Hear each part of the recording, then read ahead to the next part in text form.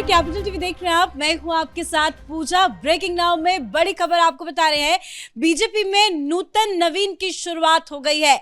आज बीजेपी के राष्ट्रीय अध्यक्ष की नामांकन प्रक्रिया थी, जो कि 2 बजे से लेकर शाम 4 बजे तक थी। नामांकन प्रक्रिया पूरी हो चुकी है और अब नॉमिनेशन फॉर्म की जांच और कल ऑफिशियली अनाउंसमेंट हो जाएगा। बड़ी बात यह है कि सिर्फ नामांकन और उम्मीदवार के तौर पर नितिन नवीन का ही नाम था, तो ऐसे में उनका निर्विरोध चुना जाना बिल्कुल तय है। और आज उनके प्रस्तावक के रूप में आप तस्वीरें देख सकते हैं कि राजनाथ सिंह भी मौजूद थे, अमित शाह भी मौजूद थे और बीजेपी शासित प्रदेश के कई मुख्यमंत्री और तमाम वरिष्ठ नेता भी मौजूद थे। तो इस पे तमाम बड़ी अपडेट आपको बताएंगे, क्योंकि बड़ा फैसला बीजेपी का है और इस फैसले से संदेश भी काफी दूर तक जाता है। इसे समझेंगे। ज्यादा जानकारी के साथ मेरे साथ स्टूडियो में मौजूद है कैपिटल टीवी के editor in chief doctor Manish Kumar और हमारे एग्जीक्यूटिव एडिटर राजीव जी। सर, सबसे पहला मेरा सवाल अब ये आपसे है कि अब तो सब कुछ ऑफिशियल हो गया, ऑफिशियली आधिकारिक तौर पर नामांकन प्रक्रिया भी पूरी हुई, कल चुनाव, उसके बाद नितिन नवीन के नाम पर मुहर यानी कि अनाउंसमेंट। बीजेपी का ये फैसला, पीएम मोदी का ये फैसला कितना बड़ा मास्टर स्ट्रोक माना जाए? देखिए, सबसे पहली चीज, आज नॉमिनेशन की प्रक्रिया खत्म हो गई। 4 बजे तक नॉमिनेशन था और जो ब्रेकिंग न्यूज है वो यही है कि अकेला नॉमिनेशन नितिन नवीन का है, दूसरा कोई उम्मीदवार नहीं है। तो उस नामांकन के बेसिस के ऊपर ही अब हम लोग कह सकते हैं कि नितिन नवीन आधिकारिक रूप से भारतीय जनता पार्टी के नए अध्यक्ष चुन लिए गए हैं, क्योंकि दूसरा कोई नाम ही नहीं है। और इसकी घोषणा बस कुछ देर बाद अभी बीजेपी दफ्तर से प्रेस कॉन्फ्रेंस के जरिए बता दिया जाएगा कि भाई हमारा एक ही नाम आया है और कल 11 बजे इनको जो है बकायदा इनको एक पारंपरिक तरीके से घोषित कर दिया जाएगा। और ये बताया जा रहा है कि कल प्रधानमंत्री मोदी, अमित शाह, ये सारे लोग रहेंगे। आज सवेरे से क्या हुआ? आज सवेरे से आप देखिए, ये तमाम वरिष्ठ लीडर ये नॉमिनेशन करने के लिए यहाँ पे आए, अपना प्रस्ताव जो है उन्होंने रखा।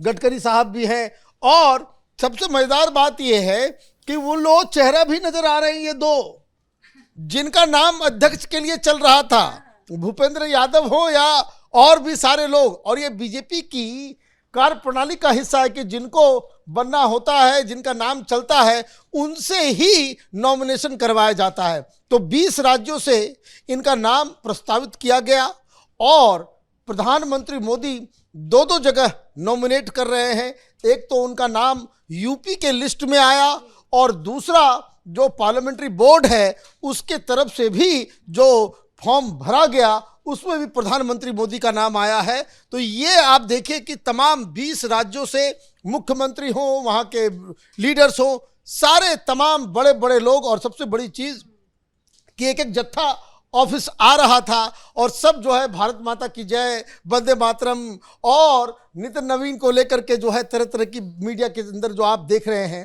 कहने का मतलब ये है कि आज इम्पॉर्टेंट इसलिए है कि आज प्रधानमंत्री मोदी ने भारतीय जनता पार्टी के अंदर एक जनरेशनल चेंज की नींव जो है उन्होंने आज रख दी है। ये लीडर्स सिर्फ आज नितिन नवीन की ताजपोशी हो ही रही है, लेकिन आप ये भी समझिए कि नितिन नवीन के साथ साथ अब अगले 1 महीने के अंदर भारतीय जनता पार्टी की पूरी नई टीम नजर आएगी, नए चेहरे नजर आएंगे, कई एक्सपीरियंस लोग नजर आएंगे और कई युवा चेहरे जिनके कंधे पे आगे आने वाले 20-30 साल तक भारतीय जनता पार्टी की जिम्मेदारी उसके कंधे पे जो होगी। तो कहने का मतलब ये है कि आज भारतीय जनता पार्टी के लिए भी इम्पॉर्टेंट है और देश के लिए भी इम्पॉर्टेंट है कि देश नहीं, पूरी दुनिया की सबसे बड़ी पॉलिटिकल पार्टी के अंदर एक नया शख्स, नया चेहरा। और उसकी खासियत क्या है? 2 खासियत, एक ईमानदारी और दूसरा कर्मठता। पार्टी के लिए काम लगातार निरंतर रूप से करते रहना ईमानदारी के साथ। और राजीव ने एक बहुत बढ़िया बात अभी हमें कहा कि बीजेपी के अंदर जो सर्वाइवल होने का, जो सर्वाइव करने का और आगे बढ़ने का जो एक फॉर्मूला है, वो फॉर्मूला ये है कि परफॉर्मेंस और लो प्रोफाइल, ये दोनों ही आपको साथ में लेकर के चलना पड़ता है। हाई परफॉर्मेंस, लो विजिबिलिटी। तो ये जो है मुझे लगता है कि उस फॉर्मूले में पूरी तरीके से जो है वो फिट बैठे हैं। और एक चीज देखने को मिला कि भाई संबित पात्रा जो है वो बेसिकली आज अधिकारी के रूप में थे, चुनाव अधिकारी के रूप में लक्ष्मण साहब और संबित पात्रा, ये तमाम लीडर से जो है वो इन्होंने नॉमिनेशन फॉर्म जो है इन्होंने लिया है। तो एक अच्छा एक तरीके से जो है आज नए अध्यक्ष का चुनाव हो गया है। तो ये आज बीजेपी हेडक्वार्टर की ये तस्वीरें हैं। सबसे बड़ी बात जो सर ने कहा कि ब्रेकिंग न्यूज यही है कि नामांकन जो प्रक्रिया हुई है उसमें उम्मीदवार सिर्फ एक नितिन नवीन ही है, मतलब उनका निर्विरोध चुना जाना तय है। सर 2-3 चीजें सर ने समझाई, 1-2 चीजें हैं जिसकी चर्चा हर जगह चल रही है कि हाँ युवा चेहरा है, उसका भी इम्पैक्ट होगा, बिहार से है, बिहार से पहली बार किसी अध्यक्ष को चुना गया है तो इसका भी इम्पैक्ट पड़ेगा। लेकिन सारे कॉम्बिनेशन को मिलाकर देखा जाए तो नितिन नवीन के नाम पर मोहर लगाने की सबसे बड़ी वजह आपको क्या दिखती है? देखिए, जिस तरीके से युवा की बात की जा रही है, केवल युवा होना बहुत बड़ा क्राइटेरिया नहीं है भारतीय जनता पार्टी के लिए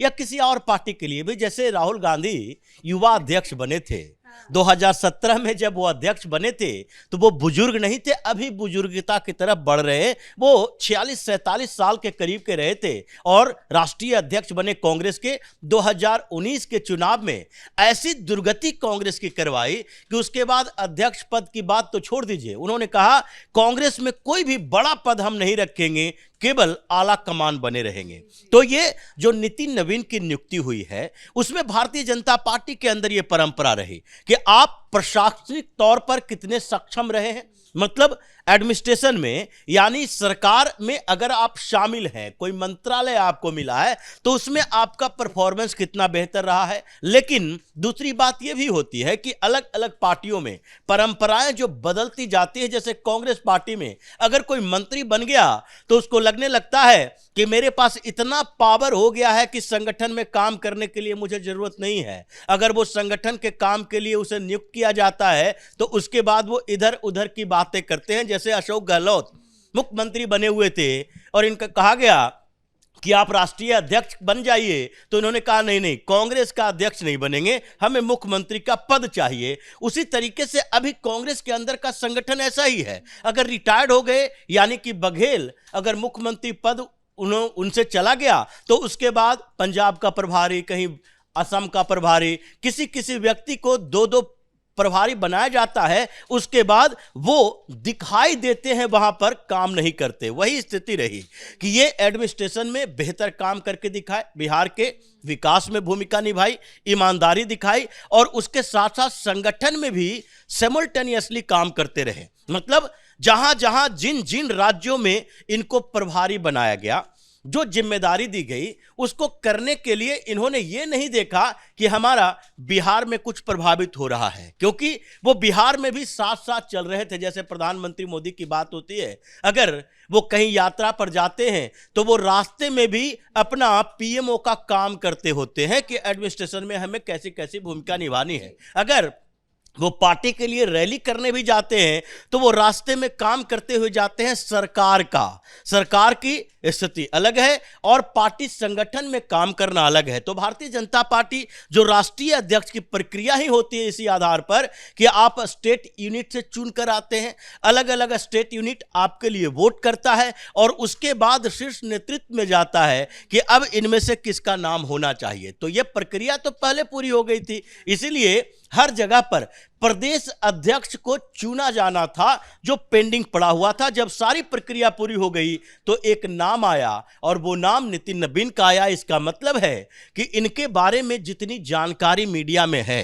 उससे बहुत ज्यादा जानकारी प्रधानमंत्री मोदी, अमित शाह या जेपी नड्डा के पास होगा, जो इन्होंने बिना कुछ बोले, बिना कुछ बताए, बिना शोर शराबा के काम अंदर में संगठन के लिए किया है। और बीजेपी में वैसे भी रिपोर्ट कार्ड जो है वो परफॉर्मेंस के तौर पर तैयार किया जाता है। सर अलग अलग राज्यों में चुनाव भी होने वाले हैं, उसको भी क्या ध्यान में रखकर नितिन नवीन का नाम जो है वो फाइनल किया गया होगा? देखिए, ये तो बहुत बड़ी चुनौती है।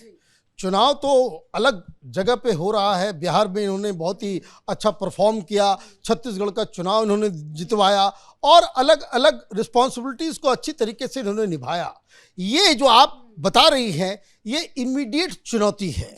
अभी असम में चुनाव है, तमिलनाडु में चुनाव है, बंगाल में चुनाव है, पांडिचेरी में चुनाव है, फिर चुनाव केरल के अंदर है और यहाँ इनके लीडरशिप के ऊपर लोग बहुत ही सूक्ष्म तरीके से वो जांच परख करेंगे और अगर इसमें वो जीतते हैं भारतीय जनता पार्टी तो नितिन नवीन का जो है एक अच्छा स्टार्ट माना जाएगा कि आपने जैसे ही पद संभाला तो आपकी पार्टी को उन जगहों पे, और ये सारे के सारे डिफिकल्ट इलेक्शंस हैं, एक जगह जहां 35% मुस्लिम्स हैं असम के अंदर, वहां दो टर्म बीजेपी की सरकार रह गई है, एंटी इनकम्बेंसी है, it is a tough election.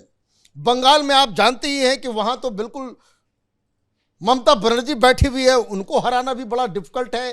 Kerala में आपकी मौजूदगी पिछली बार कुछ नजर आई है, लेकिन वहां भी सरकार आप कभी रहे नहीं, वहां भी आपको बिल्कुल एक साइड प्लेयर माना जाता है। तमिलनाडु में आपके पास कुछ नहीं है, पौंडीचेरी के अंदर आपने एआईडीएमके के साथ मिलकर के अभी सरकार में है, लेकिन वहां भी एंटी इनकम्बेंसी है। मतलब ये कि अगर इन तीन में से आप कहीं भी सरकार बनाने में कामयाब हो जाते हैं और एक से जगह 2 राज्य या 3 राज्य में आपका परफॉर्मेंस बेहतर हो जाता है तो नितिन नवीन के इस सिलेक्शन प्रोसेस के ऊपर ये मुहर लग जाएगा कि he is the right choice. और ये चुनौतियां जो हैं वो खत्म नहीं होगी, क्योंकि इसके बाद 2027 में जो चुनाव आने वाले हैं, जो पंजाब का हो चाहे फिर वो उत्तर प्रदेश का हो, कुछ बहुत ही इंपॉर्टेंट इलेक्शंस जो है अभी आना है। मतलब नितिन नवीन जो है वो अध्यक्ष बनने के साथ साथ जो है चुनौतियों का जो है पहाड़ इनके सिर पे होगा। लगता है मोदी और शाह को भरोसा भी होगा कि ये चुनौती आसानी से पार कर जाएंगे, तभी उनके नाम पे मुहर लगी है।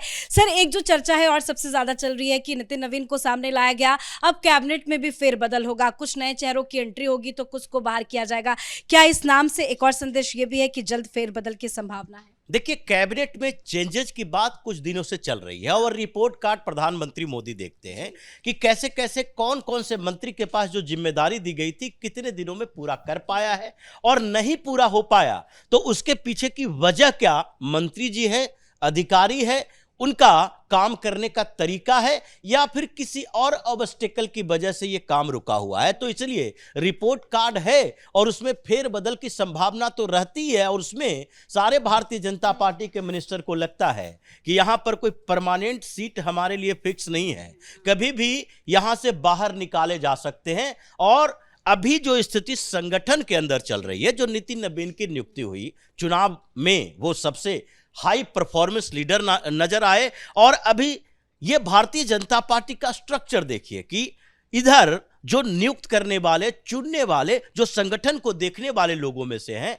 अभी एक अमित शाह जो भारतीय जनता पार्टी के अध्यक्ष रह चुके हैं, जो सबसे ज्यादा एक्टिव है अभी भी स्ट्रेटजी बनाने में। उनके बाद नितिन गडकरी, जेपी नड्डा और राजनाथ सिंह, ये 4 नेता ऐसे हैं जो भारतीय जनता पार्टी के संगठन का नेतृत्व कर चुके हैं, अध्यक्ष रह चुके हैं और ये सारे वरिष्ठ नेता हैं। इन लोगों के नेतृत्व में अभी काम करना है नितिन नवीन को। इनके टीम का सिलेक्शन का अधिकार इनके पास होगा। अब टीम बेहतर बन जाएगी तो चुनौतियां ऐसे ही कम होती रहेगी, क्योंकि भारतीय जनता पार्टी में यह परंपरा है, कलेक्टिव रिस्पॉन्सिबिलिटी, कलेक्टिव क्रेडिट भी दिया जाता है और इसलिए चुनौती है, लेकिन अगर धैर्य से काम करेंगे तो लगता है कि बेहतर परफॉर्मेंस नितिन नवीन भी कर पाएंगे। बहुत बहुत धन्यवाद सर आप दोनों का। तो जेपी नड्डा का कार्यकाल तो कब का समाप्त हो गया था, लेकिन बार बार एक्सटेंशन दिया गया। बहाना ये बनाया गया कि अलग अलग राज्यों में चुनाव है, चुनाव के बाद जेपी नड्डा को हटाकर किसी और को लाया जाएगा।